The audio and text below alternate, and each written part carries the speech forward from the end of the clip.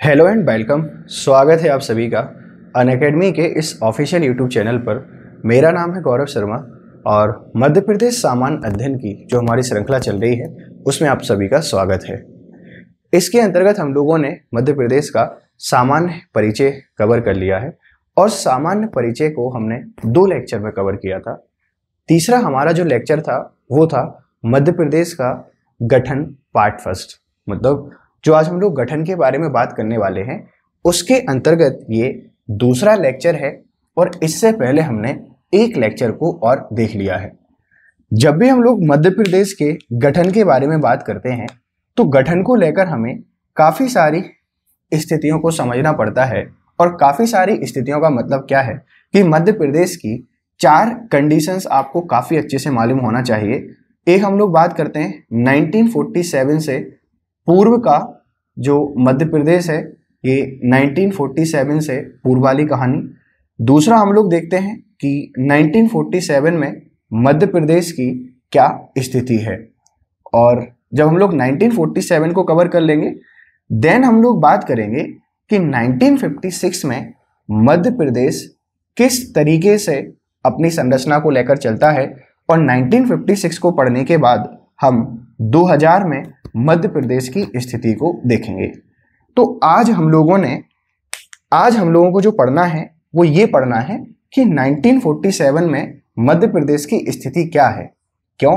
क्योंकि इससे पहले वाली कहानी मैंने आपको पढ़ा दी है कि 1947 से पूर्व एमपी आपका किस तरीके से एक्ट करता है।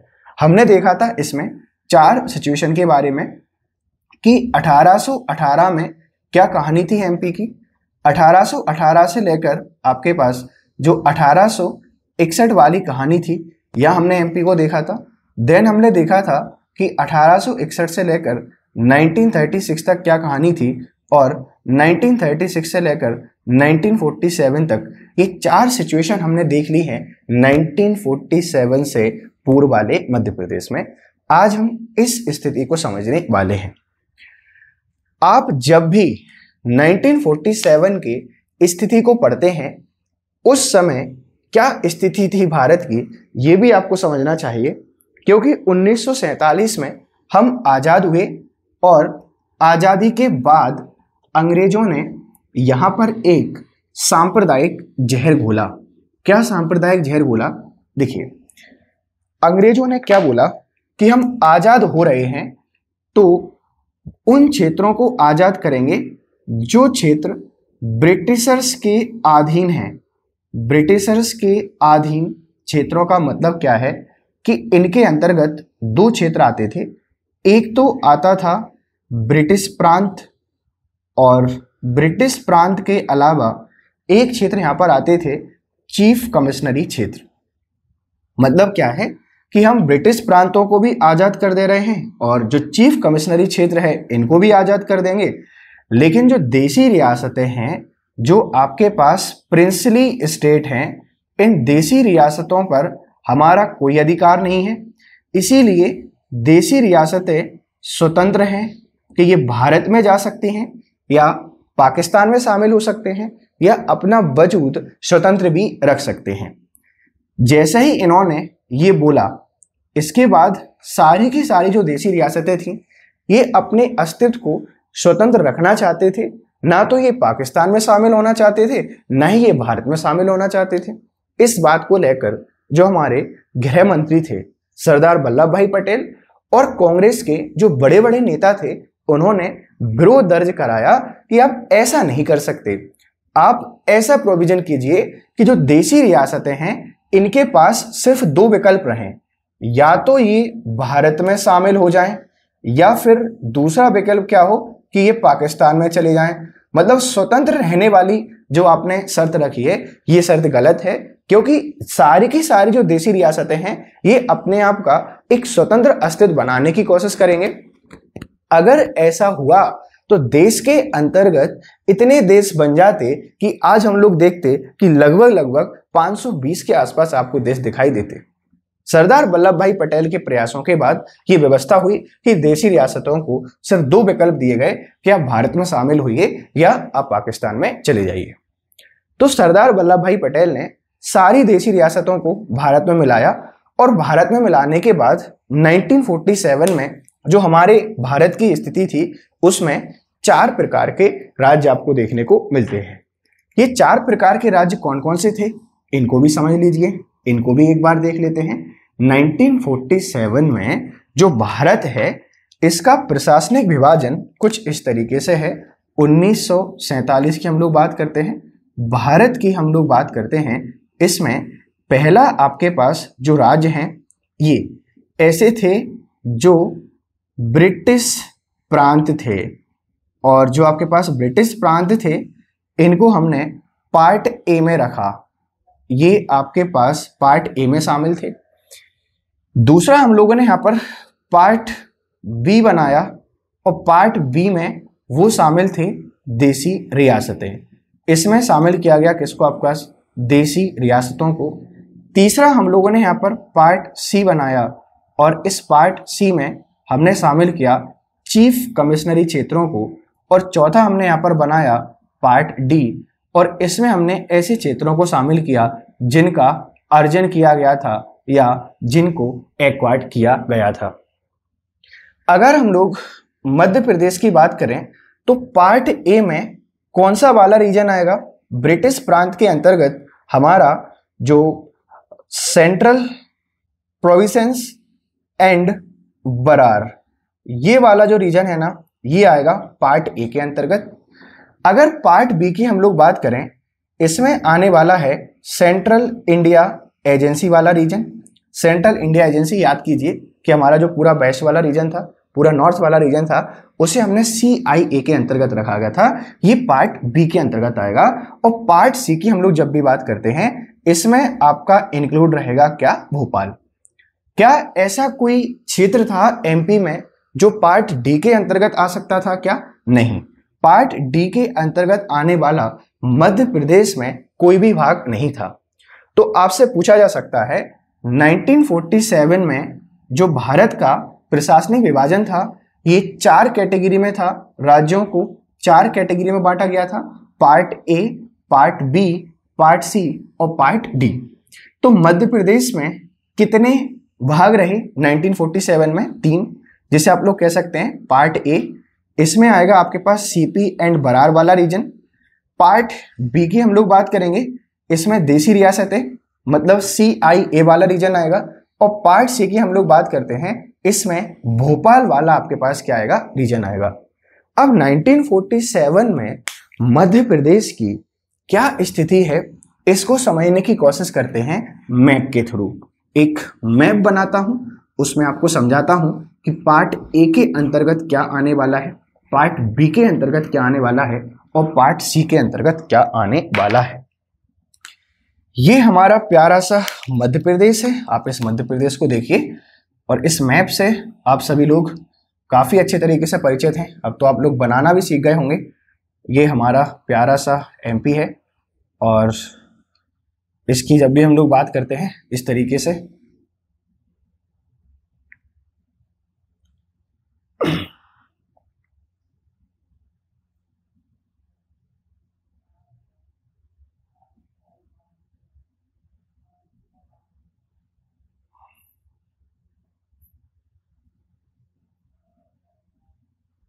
ये हमारा 1947 का मध्य प्रदेश है।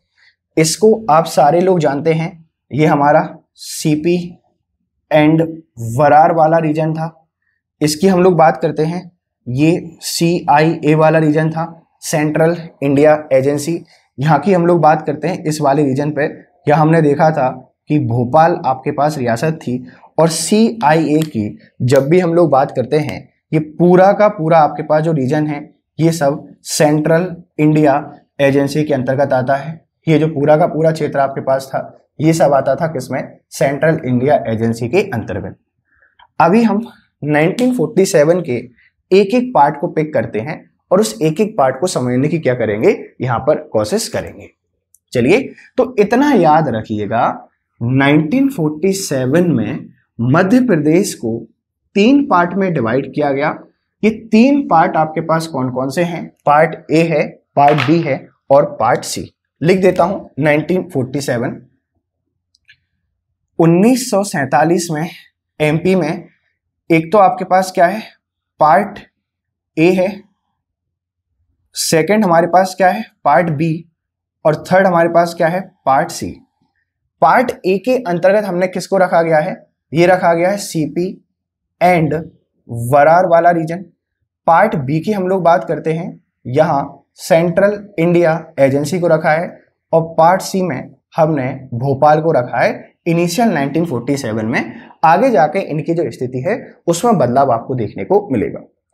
तो सबसे पहले हम लोग पार्ट ए के बारे में बात करते हैं। पार्ट ए में सीपी एंड वरार वाला आपके पास जो रीजन है, और जब भी मैं आपके पास सीपी एंड वरार वाले रीजन का एक मैप यहां पर बनाने की कोशिश करता हूं, तो इस तरीके से आप ये जो मैप है, इस मैप को इस तरीके से देखते हैं। याद रखिएगा, इसमें ये वाला जो हमारा रीजन है, आप इसको कह सकते हैं यहाँ पर ये हमारा वरार वाला रीजन है, आप इसको बरार क्षेत्र के नाम से जानते हैं। यहाँ वाला जो रीजन है इसको मैं नागपुर के नाम से जानता हूँ, और इधर वाला जो हमारे पास रीजन है इसको मैं यहाँ पर सागर क्षेत्र के नाम से जानता हूँ। ये हमारा सागर क्षेत्र है। यहाँ पर मैं लिख देता हूँ हमारा महाकौशल क्षेत्र है, और ये वाला हमारा पूरा का पूरा क्या है, ये छत्तीसगढ़ वाला रीजन है। तो आप ऐसे याद रखिएगा, ये हमने जो क्लासिफिकेशन किया है 1947 की हम लोग बात करते हैं, और इस वाले रीजन की जब भी हम लोग बात करते हैं, ये पूरा का पूरा हमारे पास क्या है, सीपी एंड बरार है। इसको हमने पार्ट ए के अंतर्गत रखा गया है, और इसकी जो कैपिटल है ये आपके पास क्या है, नागपुर। ठीक है, तो देखो इसमें क्या क्या आएगा आपके पास, सागर वाला रीजन आएगा, महाकौशल वाला रीजन आएगा, छत्तीसगढ़ वाला आएगा, आपके पास नागपुर आता है, वरार आता है। ये हमारा सीपी एंड वरार था, इसी को हमने पार्ट ए बनाया। इसकी जो कैपिटल है वो आपके पास क्या है, नागपुर है। अगर आपसे कोई पूछता है कि यहाँ पर क्या इसका प्रशासनिक विभाजन है, तो 1947 की हम लोग बात करते हैं। इसमें 5 तो आपको संभाग दिखाई देते हैं, और 5 संभाग के साथ में यहाँ पर वाइस आपको क्या दिखाई देंगे, डिस्ट्रिक्ट दिखाई देंगे। अगर हम लोग बात करें, ये जो विधानसभा सीट है, यहाँ पर विधानसभा की 232 है ना, यहाँ पर विधानसभा की 232 सीटें थी। मतलब 1946 और 47 में जब यहाँ पर विधानसभा की सीटों की बात करते हैं, 232 सीट्स आपको दिखाई देंगी। हम लोग संभाग के बारे में बात करें तो देखिए, पहला आपका जो संभाग है ये है जबलपुर संभाग, और जब भी हम लोग जबलपुर के बारे में बात करते हैं, आपको यहाँ पर जिले दिखाई देंगे। देखो जबलपुर तो आएगा ही आएगा, है ना, जबलपुर हमें यहाँ पर दिखाई देगा। जबलपुर के साथ में सिवनी जिला आपको दिखाई देगा। सिवनी के अलावा हम लोग यहाँ पर मंडला, आपके पास जो जिला है ये मंडला जिला आपको दिखाई दे जाएगा। और इसके बाद हम लोग बात करते हैं जो सागर और दमोह भी आपको इसमें दिखाई देगा। सागर की हम लोग बात करते हैं और दमोह की हम लोग बात करते हैं, ये दोनों जिले भी आपको दिखाई देंगे। पहला संभाग हमारे पास कौन सा है, जबलपुर संभाग। इस जबलपुर संभाग में जबलपुर, सिवनी, मंडला, सागर और दमोह ये वाले जिले आपको क्या होंगे, यहाँ पर दिखाई देंगे। आगे हम लोग यहाँ पर बात करते हैं, दूसरा हमारा जो संभाग है वो आपके पास क्या है, नर्मदापुरम संभाग है। सेकंड हमारा संभाग कौन सा है, नर्मदापुरम संभाग है। और जब भी हम लोग नर्मदापुरम संभाग की बात करते हैं, आप समझ जाइए कि यहाँ पर जो हमारे पास होशंगाबाद जिले की हम लोग बात करेंगे, होशंगाबाद डिस्ट्रिक्ट की हम लोग बात करते हैं। होशंगाबाद के अलावा हम लोग यहाँ पर जो हरदा डिस्ट्रिक्ट है, इस हरदा डिस्ट्रिक्ट के बारे में बात करेंगे। हम लोग यहाँ पर बैतूल के बारे में बात करेंगे, बैतूल आपको दिखाई देगा। आपको यहाँ पर छिंदवाड़ा दिखाई देगा, सॉरी ये हरदा नहीं है, ये होशंगाबाद, बैतूल, छिंदवाड़ा और निवाड़ आपके पास जो जिला है ये यहाँ पर दिखाई देता है। देखिए 5 संभाग हैं। पहला आपके पास जबलपुर संभाग। जबलपुर संभाग में जबलपुर जिला, सिवनी जिला, मंडला जिला, सागर जिला और दमोह जिले आते हैं। फिर हम लोगों ने बात की नर्मदापुरम संभाग के बारे में। इसमें होशंगाबाद, बैतूल, छिंदवाड़ा और निवाड़ ये जिले इसमें आपको देखने को मिलेंगे। और जैसे हम लोग नर्मदापुरम संभाग के बारे में बात करते हैं, इसके बाद यहाँ पर जो अगला संभाग आपको दिखाई देगा ये हमारा है नागपुर। और जब भी हम लोग नागपुर संभाग के बारे में बात करते हैं, यहाँ पर आपको चांदा जिला की हम लोग बात करते हैं। देखो नागपुर तो रहेगा ही रहेगा, चांदा इसमें रहेगा। इसके अलावा हमारा जो बालाघाट है, ये बालाघाट जिला भी आपको इसमें दिखाई देगा। और इसी के साथ में हमारा जो भंडारा जिला है वो भी इसमें दिखाई देगा। और नागपुर तो आपका आने वाला ही है। तो नागपुर संभाग में क्या क्या आने वाला है? चांदा, बालाघाट, भंडारा और नागपुर। देखिए 3 संभाग आपको अच्छे से यहाँ पर याद हो जाएंगे। फिर हम लोग बात करते हैं चौथा आपके पास जो संभाग है ये है हमारा छत्तीसगढ़। और जब भी हम लोग छत्तीसगढ़ संभाग के बारे में बात करते हैं तो आप समझ जाइए यहाँ आपको क्या दिखाई देगा। रायपुर के बारे में हम लोग बात कर देते हैं। रायपुर के अलावा हम लोग दुर्ग के बारे में बात कर देते हैं। और दुर्ग के अलावा हम लोग यहाँ पर जो बिलासपुर है, इस बिलासपुर के बारे में क्या करेंगे, बात करेंगे। अगला आपके पास जो संभाग है 5वां, ये हमारा वर्धा संभाग है। और जब भी हम लोग वर्धा संभाग के बारे में बात करते हैं,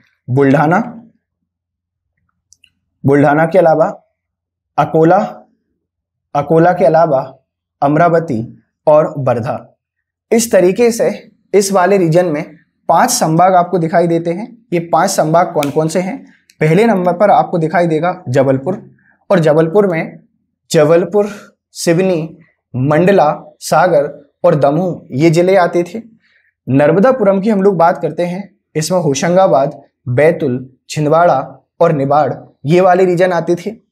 नागपुर संभाग की हम लोग बात करते हैं, नागपुर में चांदा आता है, बालाघाट, भंडारा और नागपुर ये जिले आएंगे। छत्तीसगढ़ संभाग की बात करते हैं, रायपुर, दुर्ग और बिलासपुर ये जिले इसमें आते हैं। वर्धा की बात करेंगे, वर्धा में बुल्ढाना, अकोला और अमरावती। तो 1947 की जब भी हम लोग बात करते हैं, इस 1947 में इसमें 5 संभाग हैं, 22 डिस्ट्रिक्ट हैं। इसकी जो कैपिटल है, हमारी जो राजधानी है, ये राजधानी नागपुर है। अगर आपसे कोई पूछता है कि 1947 के टाइम पर मध्य प्रदेश कौन था, तो यही वाला जो रीजन है ये आपका मध्य प्रदेश है। इसमें 5 संभाग हैं, 22 डिस्ट्रिक्ट हैं। इसकी कैपिटल आपके पास क्या है? नागपुर है, याद रखिएगा। जब भी हम लोग इस वाले रीजन के बारे में थोड़ी सी बातचीत और करते हैं, तो यहाँ पर देखो मैंने आपको बताया था कि 1936 से लेकर यहाँ पर 3 सीएमओ के बारे में मैंने आपसे बात की थी। जैसे एक हम लोग ई राघवेंद्र राव के बारे में बात करते हैं, ये शायद आपको याद होंगे, ई राघवेंद्र राव। फिर हम लोगों ने यहाँ पर बात की थी किसके बारे में? जो एनवी खरे थे इनके बारे में। और फिर मैंने आप लोगों से बात की थी किसके बारे में? जो पंडित रविशंकर शुक्ल हैं इनके बारे में। ये 3 सीएम के बारे में तो आप लोग पढ़ चुके हैं कि इस वाले रीजन के ये 3 सीएम थे। लेकिन जब भी हम लोग बात करते हैं कि मार्च 1948, 22 मार्च 1948 में इस वाले रीजन में इलेक्शन होते हैं। और जो आईएनसी है, ये आईएनसी 232 सीटों में से 194 सीटें आईएनसी जीत जाती है। 232 आपके पास जो सीटें थी, इनमें से 194 आपके पास कौन जीतता है? आईएनसी जीतता है। और यहाँ पर जो आपके सीएम बनते हैं वो सीएम हैं पंडित रविशंकर शुक्ल। यहाँ पर आपके पास जो सीएम बनते हैं ये पंडित रविशंकर शुक्ल को क्या किया गया? सीएम बनाया गया। तो पूछा जा सकता है कि ये वाला जो आपके पास रीजन है, इस वाले रीजन में इलेक्शन हुए और इलेक्शन के बाद बनने वाले सीएम कौन थे? आपके पास पंडित रविशंकर शुक्ल हैं। क्योंकि 232 आपके पास जो सीटें थी, इन 232 सीटों में से 194 सीटें किसने जीती? आपके पास कांग्रेस ने जीती। और ये आपके इस वाले रीजन के सीएम माने गए। और अगर हम लोग यहाँ पर बात करें, जो ई राघवेंद्र राव थे, ये ई राघवेंद्र राव इस रीजन के गवर्नर बना दिए गए। तो आपसे पूछा जा सकता है कि हमारा जो सीपी एंड वरार था, जिसे आप लोग सेंट्रल इंडिया के नाम से जानते थे, जिसे आप लोग मध्य भारत के नाम से जानते थे, इसके पहले सीएम कौन है? पंडित रविशंकर शुक्ल। इसके आजादी के बाद पहले गवर्नर कौन है? ई राघवेंद्र राव। और इसीलिए आप लोग देखते हैं कि जब भी पूछा जाता है मध्य प्रदेश के पहले सीएम कौन है, हमेशा नाम आता है पंडित रविशंकर शुक्ल का। और पंडित रविशंकर शुक्ल के नाम आने के पीछे कारण क्या है कि जब इलेक्शन आपके पास हुए थे, उन इलेक्शनों के टाइम पर ये इलेक्टेड आपके पास क्या थे, सीएम थे। इस बात को आपको क्या रखना है, थोड़ा सा याद रखना है। और जब भी हम लोग बात करते हैं, ये जो इलेक्शन है थोड़ा सा याद रखिएगा बच्चे, इलेक्शन डेट में थोड़ा सा करेक्शन है, ये 1952 है। 1952 में यहाँ पर इलेक्शन हुए थे और 1952 से लेकर 1956 तक ये कहानी चली थी। और 1956 में तो हमने क्या किया था, राज्य का पुनर्गठन कर दिया था। एक बार इसको पूरे को फिर से रिवाइज कर देता हूं। देखिए, पार्ट ए की हम लोग बात कर रहे हैं। पार्ट ए में सीपी एंड बरार आपके पास आता है। सीपी एंड बरार में 232 सीटों की विधानसभा का गठन किया गया। इसके अंतर्गत कुछ मेन क्षेत्र आपके पास हैं। एक हम लोग सागर के बारे में बात करते हैं, महाकौशल क्षेत्र की बात करेंगे, छत्तीसगढ़ की बात करते हैं, नागपुर और बरार। इन सबको मिलाकर हमने क्या किया, 5 संभाग बना दिए और 22 डिस्ट्रिक्ट बना दिए। ये आपके पास 5 संभाग हैं, जबलपुर संभाग, नर्मदापुरम संभाग, नागपुर संभाग, छत्तीसगढ़ संभाग और वर्धा संभाग। ये इसमें शामिल आपके पास क्या है, जिले हैं। 1952 में यहाँ पर इलेक्शन होते हैं और 1952 में जो इलेक्शन हुए 232 सीटों में से 194 सीटें आईएनसी जीतती है और पंडित रविशंकर शुक्ल को यहाँ पर पहले सीएम बना दिया जाता है। और इसी के साथ में जो ई राघवेंद्र राव थे, इन ई राघवेंद्र राव को हमने क्या किया, यहाँ के गवर्नर बना दिए। आई होप इतनी सारी बातें आपको क्लियर होंगी। आप सीपी एंड बरार को थोड़ा सा याद रखिएगा, ये पार्ट ए के नाम से आपका जाना गया था। अगर आप इसका स्क्रीनशॉट लेना चाहें तो ले लीजिए, मैं थोड़ा सा साइड हो जाता हूं, आपको आसानी हो जाएगी। और कोशिश करिएगा जब भी आप पढ़ते हैं तो पढ़ते टाइम पर इनके प्रॉपरली नोट्स बनाते चलें। अगर आप नोट्स नहीं बनाएंगे तो आपको दिक्कत आएगी और कोशिश करना है आपको क्या करने का, रेगुलरली नोट्स बनाने का। चलिए साफ कर देते हैं। आई होप ये वाला जो पोर्शन है आपको समझ में आ गया होगा। अब हम लोग कहानी को थोड़ा सा आगे बढ़ाते हैं और समझते हैं कुछ इंपॉर्टेंट बातें। देखिए बच्चे, ये हमारी जो क्लासेस हैं ये एमपीपीएससी प्रीलिम्स और मेंस दोनों के लिए यूजफुल है। और इसके साथ में आप अगर किसी भी एग्जाम की प्रिपरेशन कर रहे हैं स्टेट गवर्नमेंट की, तो उनमें आपको बहुत ज़्यादा हेल्प करेंगे। आप कोशिश करिए इन क्लासेस को रेगुलर अटेंड करने की। और इसी के साथ में आपको कोशिश करना है कि ये जो क्लासेस हैं, इन क्लासेस को आप अपने दोस्तों के साथ शेयर जरूर करें। अब देखिए, अब हम लोग यहाँ पर बात करते हैं जो 1947 है, इस 1947 में पार्ट बी के बारे में। और जब भी हम लोग पार्ट बी के बारे में बात करते हैं, जो पश्चिम की रियासतें थीं, पश्चिम की रियासतें मतलब सेंट्रल इंडिया आपके पास जो स्टेट था, अगर मैं आपको एक मैप बनाने की कोशिश करता हूं, आप इस मैप को देखिए। पहले आधा हम पूरा मैप बना लेते हैं ताकि आपको आसानी समझ में आ जाए। ये मैप हम लोगों ने बनाया है कई बार इस तरीके से, और इस मैप में ये आपके पास जो कहानी है, इस तरीके से ये आपके पास जो कहानी है, इस पूरे रीजन को आप लोग किसके नाम से जानते हैं, सेंट्रल इंडिया एजेंसी के नाम से जानते हैं। और इस सेंट्रल इंडिया एजेंसी की जब भी हम लोग बात करते हैं तो इस वाले रीजन को हमने पूरा एक CIA माना था, सेंट्रल इंडिया एजेंसी। लेकिन जब भी हम लोग बात करते हैं 1947 के बारे में, तो 1947 में ये वाला जो पार्ट है, इस पार्ट को अलग कर दिया गया और एक ये वाला जो पार्ट है इसको क्या कर दिया, हमने यहाँ पर अलग कर दिया। और इसको हमने क्या माना, आपके पास पार्ट बी माना। और इसमें आपको पता है कि काफ़ी सारी रियासतें हैं। जैसे ऊपर वाले क्षेत्र की हम लोग बात करते हैं, इस ऊपर वाले क्षेत्र में आपको दिखाई देंगे कि ग्वालियर रियासत की हम लोग बात करते हैं, और नीचे वाले क्षेत्र की हम लोग बात करते हैं। यहाँ पर एक जो बड़ी रियासत है ये आपके पास क्या है, इंदौर है। यहाँ हमें क्या दिखाई देगा, ग्वालियर। और जब भी हम लोग ग्वालियर की बात करते हैं, ये अपने आप में एक रियासत है बड़ी। यहाँ पर आपको दिखाई देगा क्या, इंदौर। और इंदौर भी अपने आप में क्या है, एक बहुत बड़ी रियासत है। जब भी हम लोग बात करते हैं इस वाले क्षेत्र की, तो देखिए 1947 में ये आपका पार्ट बी के अंतर्गत आया और इसमें हमने 26 देसी रियासतों को 26 आपके पास जो रियासतें थी, इन सबको मिलाकर एक पार्ट बनाया जो आपका पार्ट बी, या हम लोग बात करते हैं पश्चिम की रियासतों को मिलाकर हमने एक नया क्षेत्र बना दिया जो भाग का खा के नाम से आपका जाना गया।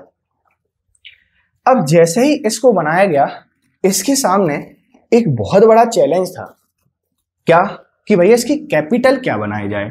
जैसे हमने सीपी एंड बरार के बारे में बात की थी, उस सीपी एंड बरार में कैपिटल हमने नागपुर को बना दिया था। या तो ग्वालियर अपने पास में एक बड़ी रियासत है, इंदौर अपने पास में एक बड़ी रियासत है। अगर हम लोग बात करते हैं किसके बारे में, ग्वालियर को कैपिटल बनाते हैं तो इंदौर को बुरा लगता है, और इंदौर को कैपिटल बनाते हैं तो आपको पता है कि हमारा जो ग्वालियर है, इस ग्वालियर को क्या हो जाएगा, आपके पास बुरा लग जाएगा। तो हमने क्या किया, एक समाधान निकाला।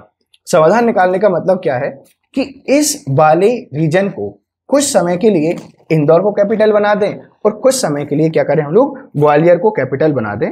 जब हम लोग बात करते हैं कि जो 1 जनवरी है, इस 1 जनवरी से जो आपके पास 15 जुलाई था, 1 जनवरी से लेके 15 जुलाई तक, मतलब लगभग 6.5 माह की हम लोग बात करते हैं, तो 6.5 माह तक इस रीजन की कैपिटल आपके पास क्या रहा, इंदौर रहा। और जब भी हम लोग बात करते हैं 16 जुलाई से 16 जुलाई से लेकर 31 आपके पास जो दिसंबर है, मतलब लगभग 5.5 माह तक इसकी जो कैपिटल रही वो क्या रही, इंदौर रही। जब भी आप किसी बुक को पढ़ते हैं सामान्य अध्ययन की, मध्य प्रदेश सामान्य ज्ञान की, तो इनकी जो कैपिटल है वो आपको ऐसा लिखा रहता है कि 6 महीने के लिए ग्वालियर राजधानी बनी और 6 महीने के लिए इंदौर को राजधानी बनाया गया।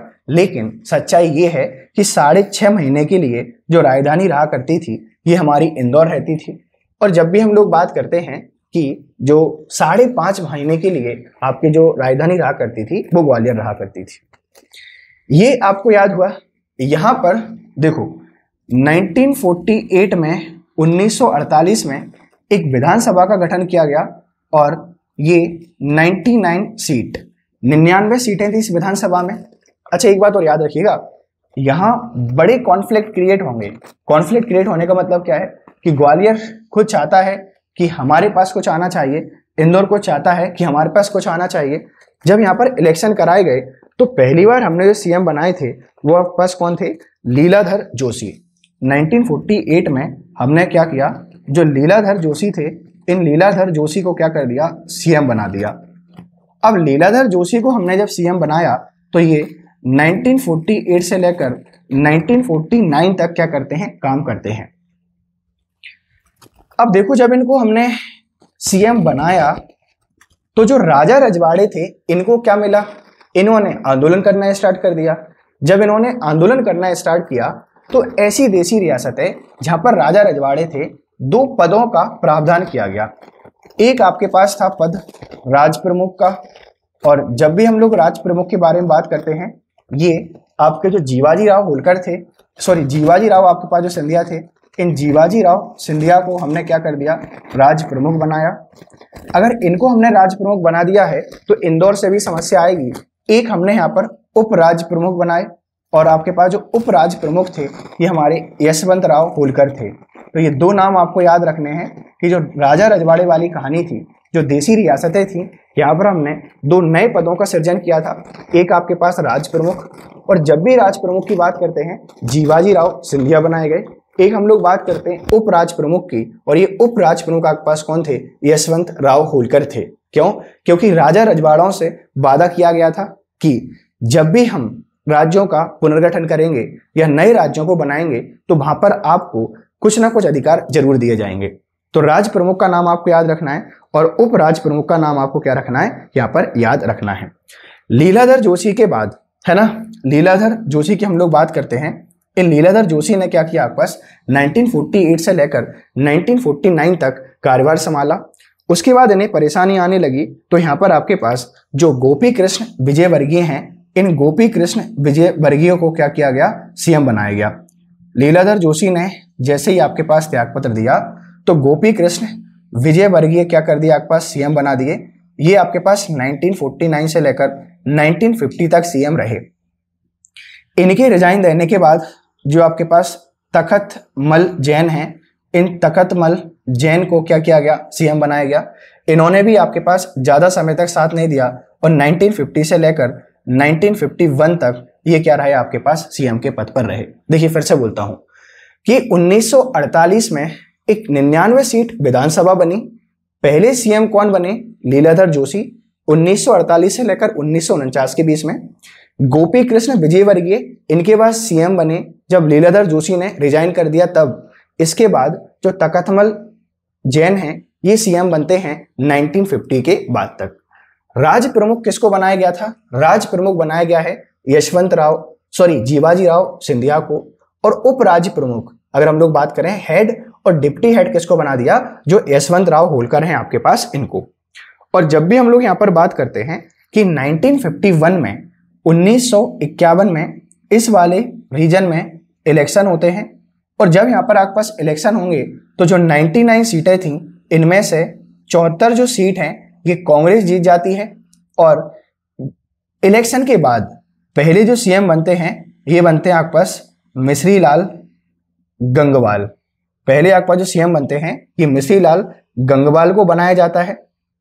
और इनके बाद जो दूसरे सीएम आपके पास बनते हैं वो आपके पास बनते हैं तखतमल जैन। और ये भी आपसे पूछा जा सकता है कि इलेक्शन के बाद पहले बनने वाले सीएम कौन थे, ये आपके पास मिश्रीलाल गंगवाल थे। और इनके बाद दूसरे जो सीएम बने वो आपके पास कौन थे, तखतमल जैन थे। तो देखो भैया ये हमारे पास पार्ट बी की कहानी है। पार्ट बी की हम लोग बात करते हैं, इसमें 26 रियासतें हैं, ग्वालियर और इंदौर वाले क्षेत्र इसमें आते हैं। हमने क्या किया कि ग्वालियर को 5.5 महीने के लिए राजधानी बनाई, 16 जुलाई से लेकर 31 दिसंबर के बीच की। और जब भी हम लोग बात करते हैं जो इंदौर है इसको 1 जनवरी से लेकर 15 जुलाई के बीच में क्या बनाई, राजधानी बनाई। अब आप एक चीज को तो काफी आसानी से समझ पा रहे होंगे कि ये वाली आपके पास जो कैपिटल है 1 जनवरी से लेकर 15 जुलाई ये हमारी ग्रीष्मकालीन राजधानी रहेगी। ये हमारी क्या है, ग्रीष्मकालीन राजधानी है, क्योंकि पूरा का पूरा जो गर्मी का समय है यहीं गुजरता है। और जब भी मैं ग्वालियर की आपसे बात करता हूं, ये ग्वालियर आपके पास क्या है, ये हमारी शीतकालीन राजधानी है। तो पूछा जा सकता है आपसे कि समर कैपिटल क्या थी और विंटर कैपिटल आपके पास क्या थी। देखिए हम लोग पार्ट बी के बारे में बात कर रहे थे। पार्ट बी के अंतर्गत पश्चिम आपके पास जो मध्य प्रदेश है ये पूरा वेस्टर्न एमपी को शामिल किया गया और इस वेस्टर्न एमपी की 26 रियासतों को लिया गया। इसमें 2 हेड बनाए गए, एक ग्वालियर की हम लोग बात करते हैं 5.5 माह के लिए राजधानी हुआ करती थी। इंदौर की हम लोग बात करते हैं 6.5 माह के लिए क्या हुआ करती थी, राजधानी हुआ करती थी। राज प्रमुख यशवंत राव सिंधिया थे, जीवाजी राव सिंधिया थे और उप राज्य प्रमुख आपके पास यशवंत राव होलकर थे। ये सीएम आप लोग याद रख लीजिएगा कि 1948 से लेकर 1949 तक लीलाधर जोशी सीएम बने, गोपी कृष्ण विजयवर्गीय 1949 से लेकर 1950 तक, और तखतमल जैन की हम लोग यहाँ पर बात करते हैं, ये आपके पास कौन है, तखतमल जैन है। और जब भी आप लोग तखतमल जैन के बारे में बात करोगे 1950 से लेकर 1951 में 1951 में यहाँ पर इलेक्शन होते हैं। 99 सीट की विधानसभा थी, 74 सीटें जीतती आपके पास कौन, आईएनसी इंडियन नेशनल कांग्रेस की बात करते हैं। पहले सीएम बनते हैं मिश्री लाल गंगवाल। जब ये रिजाइन दे देते हैं तो तखतमल जैन फिर से आपके क्या हो जाते हैं, सीएम बन जाते हैं। अगर हम लोग यहाँ पर बात करें इसका जो प्रशासनिक विभाजन है, ये प्रशासनिक विभाजन आपके पास 3 संभागों में था। प्रशासनिक विभाजन 3 संभागों में था। एक हम लोग बात करते हैं यहाँ पर, देखिए आपने गिरदावर के बारे में नाम सुना होगा। गिरदावर आपके पास जो संभाग है ये आपको याद रखना है। गिरदावर संभाग का जो मुख्यालय था ये आपके पास ग्वालियर था और ग्वालियर के आसपास के जिले इसी में आया करते थे। दूसरा आपके पास जो संभाग है वो हमारा इंदौर संभाग था। और जब भी हम लोग बात करते हैं इंदौर, धार, अलीराजपुर, झाबुआ, ये वाले जो रीजन है आपको इसमें देखने को मिलेंगे। और तीसरा हमारे पास जो संभाग था वो हमारा रतलाम संभाग था। रतलाम, मंदसौर, उज्जैन, ये वाले जो रीजन है आपको इस संभाग में देखने को मिल जाएंगे। मतलब क्या है, अगर मैं आपसे 1947 के बाद बात करता हूं, पार्ट बी की हम लोग बात करते हैं, पश्चिम की 26 रियासतें इसमें शामिल हैं। ये इसका प्रशासनिक विभाजन है। 3 यहाँ पर आपको संभाग देखने को मिलेंगे और इनके जो इंपॉर्टेंट जिले हैं आप लोग आसानी से याद रख सकते हैं। 2 कैपिटल हैं, ग्वालियर और इंदौर। राज प्रमुख जी बाजीराव और उपराज प्रमुख यशवंतराव। ठीक है, ये 1948 में 99 सीटें थी। ये आप लोग क्या करिए, इसको अच्छे तरीके से देख लीजिए। अगर आप इसको स्क्रीनशॉट लेना चाहें तो ले लीजिए, थोड़ी सी हेल्प आपको यहाँ से मिल जाएगी। और इसके बाद हम लोग क्या करते हैं, जो कहानी है इसको थोड़ा सा आगे बढ़ाते हैं। आई होप इतनी सारी चीजें आपको समझ में आ रही होंगी आसानी से। चलिए, पार्ट बी आपको क्लियर है ऐसी उम्मीद कर सकता हूं। और पार्ट बी का जो रिमेनिंग आपके पास पोर्शन था, मतलब सेंट्रल इंडिया एजेंसी की हम लोग बात करते हैं, इस सेंट्रल इंडिया एजेंसी के रिमेनिंग पोर्शन को अलग करके एक नया क्षेत्र बनाया गया और आपका ये जो नया क्षेत्र है आगे जाके पार्ट सी के नाम से जाना गया था। देखिए, नया क्षेत्र कौन सा है आपके पास, ये वाला जो रीजन है,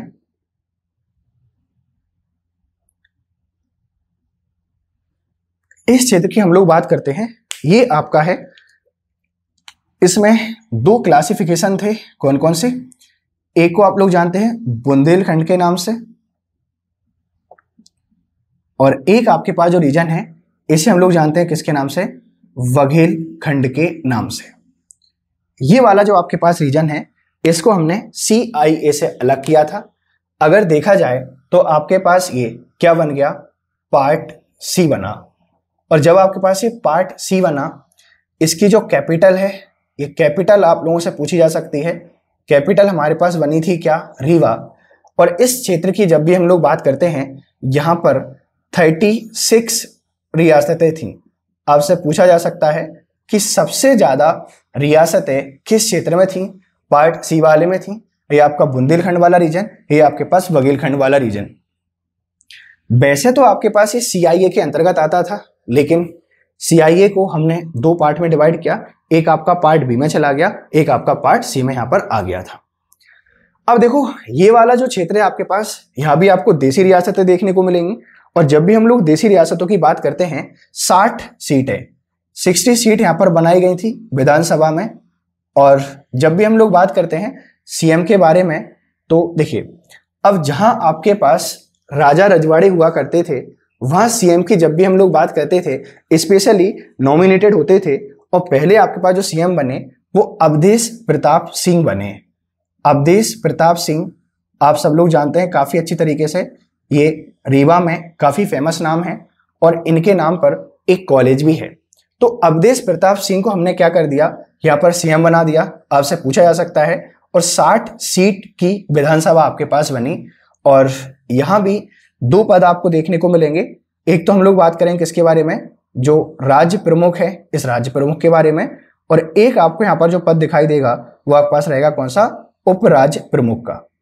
अब देखिए, ये तो आपको बहुत अच्छे से पता है कि जब भी राज्य प्रमुख और उपराज्य प्रमुख की बात आती है तो डेफिनेटली किसी ना किसी स्थानीय राजा को यहाँ पर लिया जाएगा। और यहाँ पर आपके पास 2 बड़ी रियासतें हैं, एक हम लोग रीवा के बारे में बात करते हैं, एक हम लोग पन्ना के बारे में बात करते हैं। जो आपके पास मार्तंड सिंह है ना, मार्तंड सिंह की हम लोग क्या करेंगे, बात करेंगे। ये मार्तंड सिंह यहाँ के राज्य प्रमुख थे। और जब भी हम लोग यहाँ पर बात करते हैं, जो यादवेंद्र सिंह हैं, ये यादवेंद्र सिंह यहाँ के आपके पास क्या बने, उप राज्य प्रमुख बने। मतलब क्या है समझिए कि पार्ट सी, इसमें 36 रियासतें हैं, इसकी कैपिटल क्या है, रीवा है, 60 सीटें हैं विधानसभा की। पहले CM कौन बने, अवधेश प्रताप सिंह।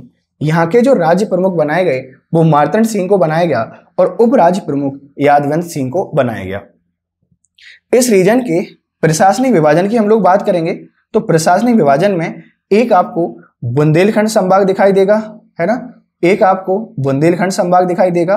और दूसरे रीजन की हम लोग यहाँ पर बात करते हैं तो दूसरा रीजन आपको यहाँ पर क्या दिखाई देगा, बघेलखंड संभाग दिखाई देगा।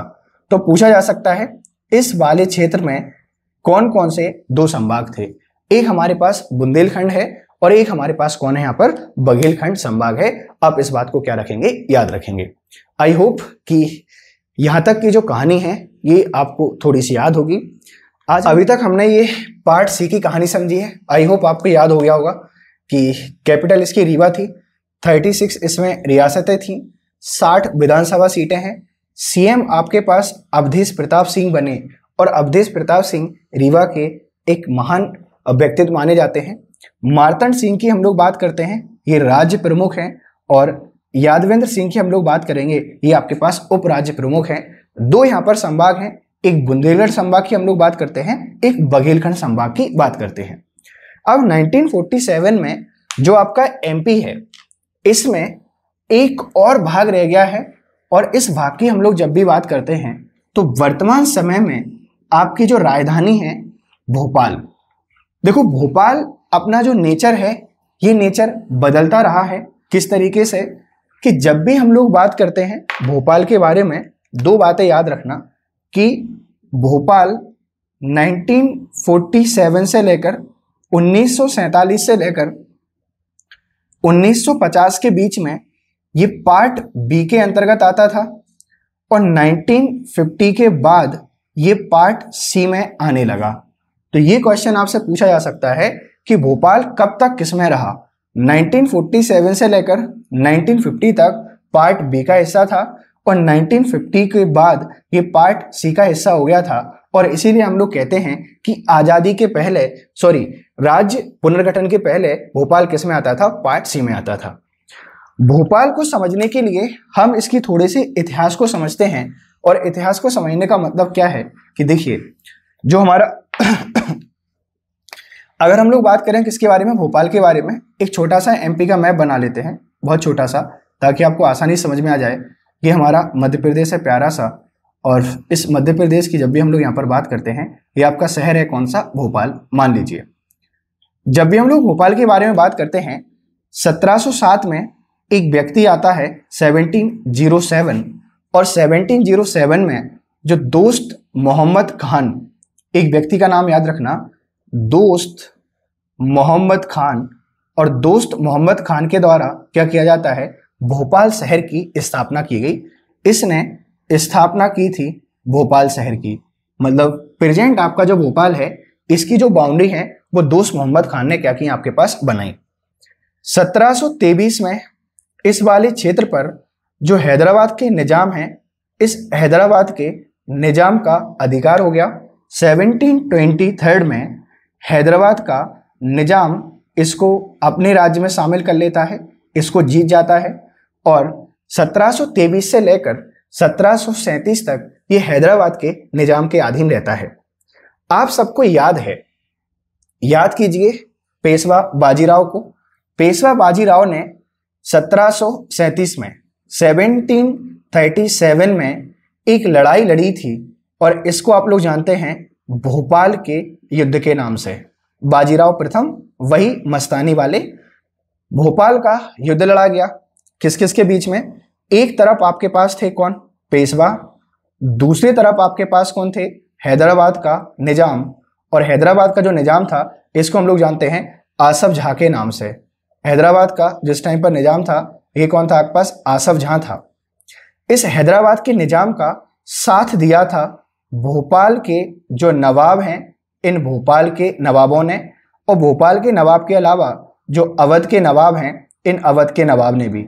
तो पूछा जा सकता है कि 1737 में जो भोपाल का युद्ध हुआ था, ये किस किस के बीच में हुआ, ये हुआ था पेशवा, और पेशवा कौन था यहाँ पर आपके पास, बाजीराव प्रथम की हम लोग बात करते हैं, ये बाजीराव फर्स्ट है, और इस युद्ध को बाजीराव प्रथम जीतते हैं। हैदराबाद के नवाब, भोपाल के नवाब और अवध के नवाब, इन तीनों को हरा देते हैं, और 1737 से लेकर 1737 से लेकर 1818 तक आपके पास ये जो भोपाल है, ये पेशवाओं के अधीन आ जाता है, मराठाओं के अधीन आ जाता है। लेकिन 1818 में आप सबको पता है, 1818 में यहाँ पर एक कहानी होती है कि एंग्लो मराठा वॉर, और एंग्लो मराठा वॉर के कारण जितने भी मराठी क्षेत्र थे, इस पर जो अंग्रेज थे, इन अंग्रेजों का शासन आ जाता है। और जैसे ही अंग्रेजों का शासन आता है, ये 1819 में 1819 में जो कुदसिया बेगम है, इस कुदसिया बेगम को यहाँ का प्रमुख बना देते हैं। कुदसिया बेगम, या आप इसको जानते हैं गौहर बेगम के नाम से। तो समझते चलिएगा ये भोपाल कैसे अपने आप के यहाँ पर क्या कर रहा है, इवोल्यूट कर रहा है।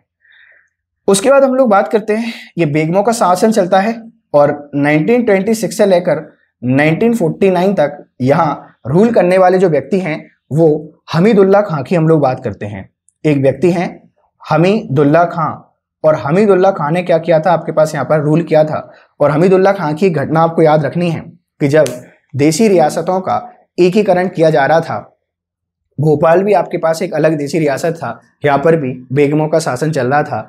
तो हमीदुल्लाह खां ने, जो भारत के आपके पास होम मिनिस्टर थे उस टाइम पर, सरदार वल्लभ भाई पटेल को भोपाल आने से मना कर दिया था और कहता है कि हम अपना जो अस्तित्व है उसको क्या रखेंगे, स्वतंत्र बनाए रखेंगे। ये व्यक्ति भी सरदार वल्लभ भाई पटेल से ऐसी बातें करते हैं, लेकिन सरदार वल्लभ भाई पटेल पहुंचते हैं और इनसे बात करते हैं। उसके बाद जब भी हम लोग बात करते हैं 1 जून 1949, ये डेट आपको याद रखना है, 1 जून 1949 की हम लोग बात करते हैं। इस दिन भोपाल आपके पास भारत संघ में शामिल हुआ था, ये आपको क्या रखना है, याद रखना है। और 1950 से लेकर 1952 के बीच, 1950 से लेकर 1952 के बीच में यहाँ पर अबीदुल्लाह खां का क्या होता है, शासन आता है। जो अबीदुल्लाह खां यहाँ पर क्या बनते हैं, शासक बनते हैं। और 1952 में यहाँ 60 सदस्यीय विधानसभा का गठन कर दिया। 1952 में इलेक्शन हुए, सारी की सारी सीटें कांग्रेस जीतती है और शंकर दयाल शर्मा की हम लोग बात करते हैं। जो शंकर दयाल शर्मा हैं ये यहाँ के क्या बन जाते हैं, सीएम बनते हैं।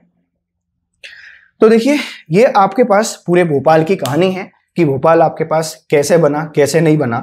1707 में एक व्यक्ति दोस्त मोहम्मद खान इसकी स्थापना करते हैं।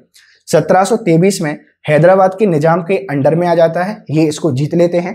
1723 से लेकर 1737 तक हैदराबाद के निजाम के अंडर में रहता है। 1737 में एक युद्ध होता है जिसे हम लोग भोपाल के युद्ध के नाम से जानते हैं। ये पेशवा बाजीराव प्रथम और हैदराबाद के निजाम आसफ जाह के बीच में युद्ध हुआ था। इसमें भोपाल के नवाब और अवध के नवाब ने साथ दिया था, किसका, हैदराबाद के निजाम का। हालांकि पेशवा इस युद्ध को जीत जाते हैं। 1737 से लेकर 1818 तक ये मराठा रियासत का हिस्सा रहा, मराठा साम्राज्य का हिस्सा रहा। 1818 में अंग्रेजों के अधीन चला जाता है। वो 1819 में कुदसिया बेगम को यहाँ पर प्रमुख बना देते हैं और कुदसिया बेगम को ही आप गौहर बेगम के नाम से जानते हैं। 1926 से लेकर 1949 तक हमीदुल्लाह खां का शासन चलता है और 1 जून 1949 को ये भारत संघ में शामिल हो जाता है। और जब भी हम लोग बात करते हैं 1950 से लेकर 1952 के बीच में यहाँ अब्दुल्ला खां का शासन चलता है। और आप सबको पता है 1956 में जब राज्य का पुनर्गठन किया गया था उसके बाद ये मध्य प्रदेश की कैपिटल बना और सीहोर जिले के अंतर्गत आता है। तो आज की हमारी जो कहानी है, इस कहानी में हमने देखा कि 1947 के टाइम पर आपका जो मध्य प्रदेश है, ये मध्य प्रदेश का किस तरीके से नेचर है। और इसमें मैंने आपको बताया कि मध्य प्रदेश को पार्ट ए, पार्ट बी और पार्ट सी में क्या किया गया था, विभाजित किया गया था। पार्ट ए के बारे में हम लोगों ने बात की, ये सीपी एंड बरार वाला रीजन है। एक बार शॉर्ट में आपको रिवाइज करा देता हूं कि 1947 में आपका जो एमपी था, इस एमपी को हमने क्या किया, 3 पार्ट में डिवाइड किया। ये 3 पार्ट आपके पास कौन कौन से हैं 1947 में। एक हमने बनाया यहाँ पर कौन सा, पार्ट ए। इस पार्ट ए में हमने शामिल किया जो सीपी एंड वरार वाला आपके पास रीजन है, इसका हमने जो कैपिटल है वो नागपुर को बनाया। नागपुर इसकी क्या बनी, आपके पास राजधानी बनी। और यही आपके पास 1947 में मध्य प्रदेश के नाम से जाना जाता था। हम लोगों ने जो पार्ट बी है, इस पार्ट बी के बारे में बात की। इसमें जो सेंट्रल इंडिया एजेंसी थी, इसकी पश्चिम वाली जो रियासतें थी, मतलब पश्चिमी आपके पास जो क्षेत्र था, इसको शामिल किया। इसकी 2 कैपिटल थी, एक हम लोग बात करते हैं ग्वालियर के बारे में और एक हम लोग बात करते हैं इंदौर के बारे में। जब भी हम लोग ग्वालियर के बारे में बात करते हैं, आप लोग याद रखिएगा, ये 5.5 माह तक कैपिटल रहा करता था और इंदौर आपके पास क्या होता था, 6.5 माह के लिए कैपिटल हुआ करता था। हमने पार्ट सी के बारे में बात की, तो आपके पास जो पार्ट सी है, इसमें आपको बुंदेलखंड, प्लस बघेलखंड वाला रीजन देखने को मिलेगा, और इसकी कैपिटल आपके पास क्या थी, रीवा थी। ये भी आपसे पूछा जा सकता है कि 1947 में आपका क्या था, मध्य प्रदेश। तो 2 पार्ट मैंने आपको कंप्लीट कर दिए हैं, 1947 के पहले का मध्य प्रदेश और 1947 का मध्य प्रदेश। अगली हमारी जो क्लास रहेगी वो 1956 के मध्य प्रदेश के ऊपर रहेगी। आप अच्छे से पढ़िए, अपने दोस्तों के साथ शेयर करिए, और आपके जो फीडबैक हैं वो कमेंट में प्रोवाइड जरूर करें। Thank you very much for discussion. Have a nice time. Good day.